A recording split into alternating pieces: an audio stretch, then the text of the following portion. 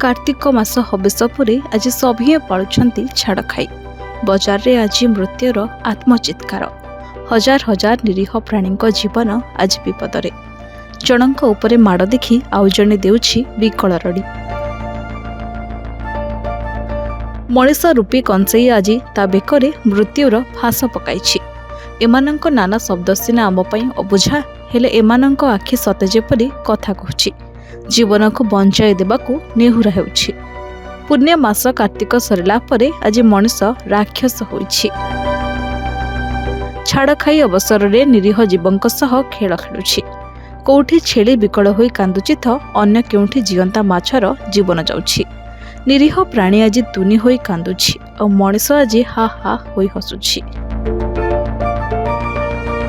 पुण्य मास कार्तिक रे मासे व्यापी हबिष और पूजा व्रत करने परे छाड़े असुर साजिछि मनीष। मन भरी निरीह प्राणी जीवन नहीं हसुछि मनीष। 4 नंबर हाटरू आरंभ करी गलिकंदीर आमिष दुकान सबुठी लंबा लाइन धाड़ी बांधी आमिष किणुछंती लोके। हातरे किलो किलो माछ मांस और मटन बोही नेउछंती लोके।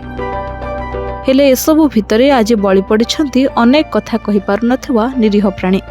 आमिष दुकान को बेढ़ी लोके कारण निरीह प्राणीर कौल चमड़ा न खाइले सते जेपरि ए मनुष्यर जीभर लालसा शेष हेबनी।